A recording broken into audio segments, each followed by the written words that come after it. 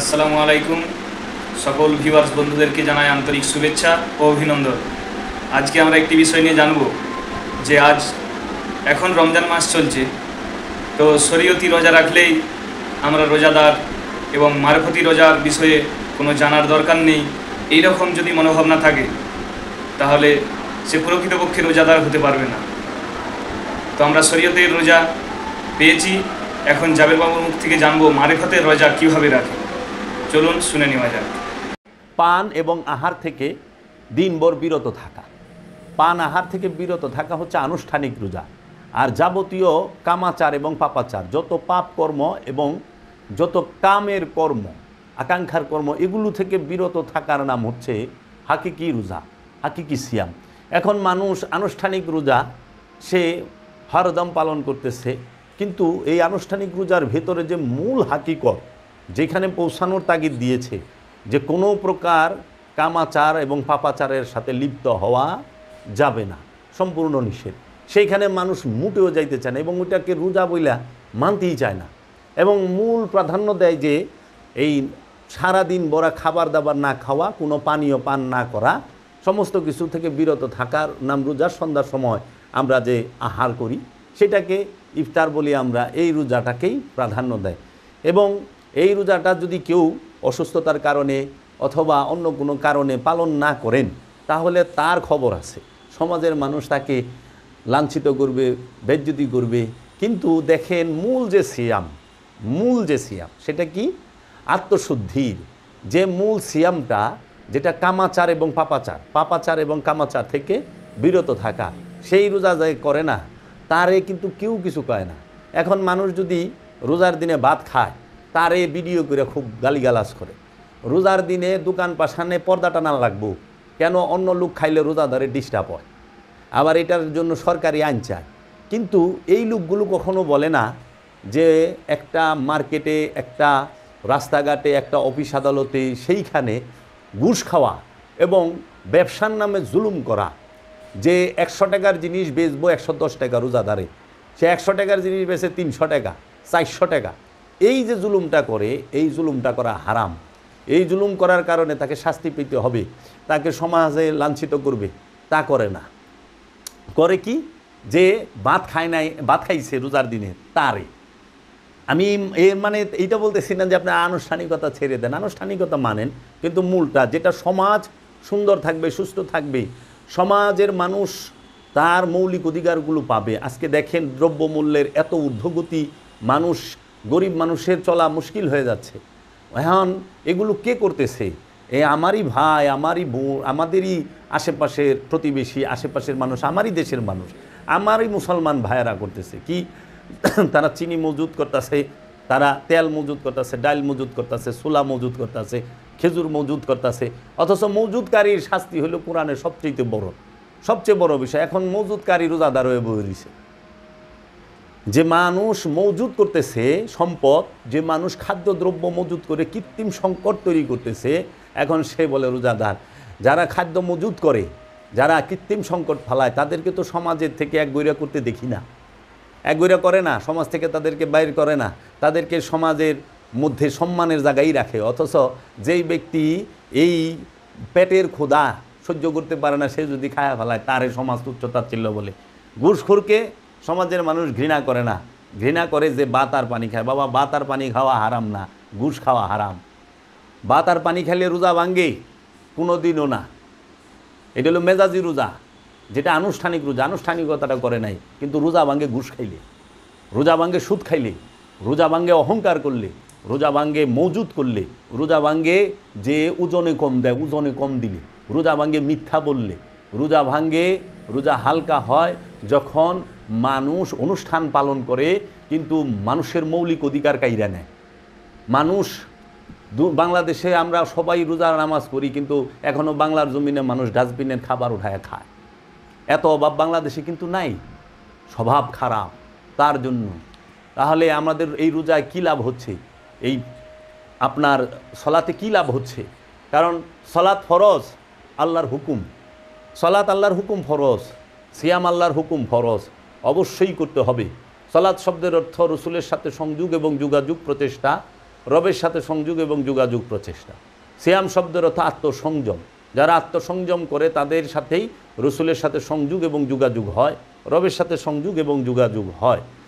আর এই সলাত এবং সিয়াম পালন করলে এটার একটা ফিডব্যাক আছে, মানে এইটার পরিবর্তে সলাতেরও একটা আছে, কর্ম আছে, এবং আপনি যে সলাত কায়েম করছেন সেটারও একটা রেজাল্ট আছে। এখন দেখেন, আমরা যারা সলাত করি, এবাদত আমরা করলাম, নামাজ পড়লাম, আমার কর্মটা তো আমি কমপ্লিট করলাম, কিংবা আমার যে দায়িত্ব, আমার প্রতি যে আদেশ সেটা আমি পূরণ করলাম, কিন্তু সলাতের একটা ওয়াদা আছে সলাতির প্রতি। আল্লাহ বলছে আমরা করলাম, নামাজ পড়লাম, আমার কর্মটা তো আমি কমপ্লিট করলাম, কিংবা আমার যে দায়িত্ব, আমার প্রতি যে আদেশ সেটা আমি পূরণ করলাম, কিন্তু সলাতের একটা ওয়াদা আছে সলাতির প্রতি। আল্লাহ বলছে কোরআনে, ইন্না সলাতা তানহা আনিল ফাহশাই ওয়াল মুনকার, নিঃসন্দেহে এই সলাত যাবতীয় ফাহেসা থেকে, পাপ কর্ম থেকে তোমাকে বিরত রাখবেই। এই সিয়াম সকল প্রকার পাপ থেকে বিরত রাখবে। তা আমরা যারা আনুষ্ঠানিকতা করতেছি, আনুষ্ঠানিক সলাৎ করতেছি, দায়মি সলাৎ করতেছি, আমাদের যে দায়িত্বটা, আমাদের যে কর্মটা, আমাদের যে অনুশীলনটা, সেটা তো আমরা করতেছি, কিন্তু এর যে বিপরীতে একটা রেজাল্ট, ফিডব্যাক আসবে সলাতের থেকে, যে সলাৎ আমাকে পাপ থেকে সরাই দিবে, সেটা কিন্তু হচ্ছে না। সেটা হচ্ছে না, কারণ বাংলাদেশে অনেক মসজিদ, অনেক মাদ্রাসা, অনেক দরগা, এবং বাংলাদেশে সবচেয়ে বেশি মানুষ নামাজ পড়ে, কিন্তু মানুষ দিন যাচ্ছে দুর্নীতিগ্রস্ত হচ্ছে, মানুষ দিন যাচ্ছে মনুষ্যত্ব হারায় ফেলতেছে, মানুষ মনুষ্যত্বকে ধরে রাখতে পারতেছে না। তাহলে আল্লাহ যে বললো ইন্না সলাতা তানহা আনিল ফাহশাই ওয়াল মুনকার, নিঃসন্দেহে এই সলাৎ যাবতীয় পাপ থেকে বিরত রাখবেই। তাহলে আমি তো সলাৎ করলাম, মসজিদে যায় নামাজ পড়লাম, দরগায় যায় নামাজ পড়লাম, মাজারে যায় নামাজ পড়লাম, মাঠে যায় নামাজ পড়লাম, ইজতেমায় যায় নামাজ পড়লাম, কিন্তু নামাজের যে একটা ফিডব্যাক আছে, যা নামাজের যে একটা রেজাল্ট আছে, ফল আছে, কি নামাজ পাপ থেকে বিরত রাখবে, সে তো রাখতেছে না।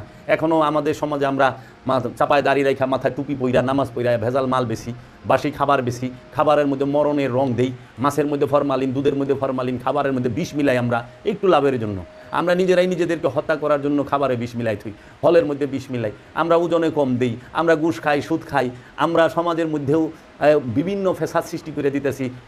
সত্য বলে না তো? তাহলে কোরআনকে মানে, কোরআন মানে মুখে মুখে, কোরআন আমরা মনে করি কোরআনের আরবি পড়লে সওয়াব, কোরআনের আরবি পড়লে সওয়াব আছে, কিন্তু কোরআনকে নিজের জীবনে কোরআন যা বলেছে, যে আদেশগুলো দিয়েছে, সেই আদেশগুলো মানতে পারলে তখন যা হবে, কোরআন নিজের নফসের উপরে তাফসির করতে হবে, তখন যে আমরা রেজাল্ট পাবো। এজন্য আমরা নামাজ পড়ি, কিন্তু নামাজ আমাদের কর্ম আমরা করি, কিন্তু নামাজের যে রেজাল্ট সেটা কিন্তু আমাদের পাচ্ছে না। নামাজ আমাদেরকে পাপ থেকে বিরত রাখতেছে না। আপনি যা দেখেন 5 ওয়াক্ত নামাজ পড়ে, সব করে, কিন্তু দুর্নীতিগ্রস্ত, এমন কোনো জিনিস অপকর্ম নাই করতেছে না, সম্পদ জমা করতেছে। এখন তো এমন হয়েছে, এলাকার সবচেয়ে বড় সম্পদ জমাকারী, মানে সবাই সম্পদ জমা করছে, যে জায়গা জমি জমা করছে, সে হয় মসজিদের সভাপতি, সে হয় মসজিদের সেক্রেটারি। অথচ কোরআন বলছে সম্পদ জমাকারীর জানাজায় যাইবা না, সম্পদ জমাকারীকে আল্লাহ রসুল বলছে হাদিসে যে সম্পদ জমাকারীর জানাজায় যাইবা না, সম্পদ জমাকারীকে সালাম দিবা না, সম্পদ জমাকারী জাহান্নামী, তাকে হুতামা জাহান্নামে ফালাই দেওয়া হবে। যে এতিমের হক মাইরা খাইছে তার সে দিন থেকেই বাপ, অথচ এতিমের হক মাইরা যে খাইছে, আত্মীয় স্বজনের হক যে মাইরা খাইছে, এবং যে সম্পদ জমায় পাহাড় করে ফেলাইছে, হ্যারে আমরা বানাই দিছি কি মসজিদের সভাপতি। এবং সবচেয়ে বড় আশ্চর্যের বিষয় হলো, এই সম্পদ জমাকারী আবার নিজে একটা মসজিদ বানায়, সম্পদ জমাকারী মসজিদ বানায়, এ মনে করে মসজিদে হেরে পার করে দিব। কখনোই না। যদি কেউ আত্মীয় স্বজনের অথবা কাহারও হক মাইরা থাকে বিন্দু পরিমাণ, যে পর্যন্ত ওই হক ফেরত না দিবে, জীবনও জান্নাতে যাবে না। তাহলে সিয়াম, সিয়াম কি, সিয়াম কাকে বলে, আমরা সিয়াম সম্পর্কে আমাদের একটু ধারণার প্রয়োজন। সপ্ত ইন্দ্রিয় দ্বার দিয়া যাহা কিছু মস্তিষ্কের দিকে আসে, তাহার প্রত্যেকটি বিষয় এক এক করিয়া হিসাব মতো বর্জন করিবার পদ্ধতির নাম সিয়াম। আমাদের সপ্ত ইন্দ্রিয় দ্বারা, সপ্ত ইন্দ্রিয় কি, এই চোখ, কান, নাক, মুখ, 1 2, মানে মুখ, নাক, নাকের 2 ছিদ্র, মুখ, এগুলো 3, 2 চোখ, 3 4 5, 2 কান, 6 7।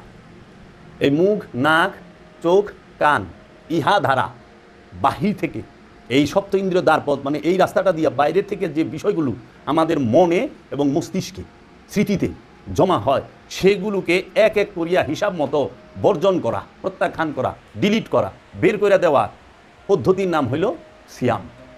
এই সিয়াম যদি পালন করতে পারেন, তাহলে আমরা সব দিকে মানুষ হইতে পারবো।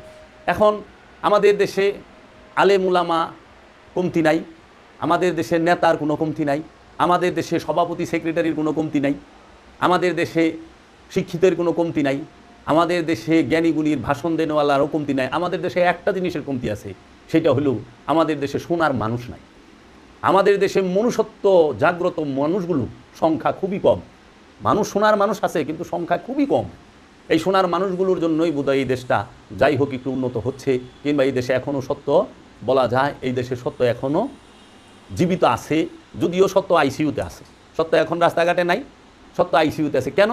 এটা এমন এক দেশ যেই দেশে বই বিক্রি হয় ফুটপাতে ঠোঙ্গা বিছায়া, আর জুতা বিক্রি হয় এসিওয়ালা কাচের গ্লাসের ভিতরে ভরা আলমারির মধ্যে। এসি ফিট করা দোকানে জুতা বিক্রি হয়, আর ফুটপাতে বই বিক্রি হয় ঠোঙ্গা বিছায়া, ফুটপাতে ফালায়া। তো কাজেই আমাদেরকে পরিবর্তন হইতে হবে। আমরা ভালো ভালো বাণী সব জায়গায় পড়ি, লেখি, দেখি, কিন্তু ওগুলো আমাদের জীবন আমরা কার্যকর করি না।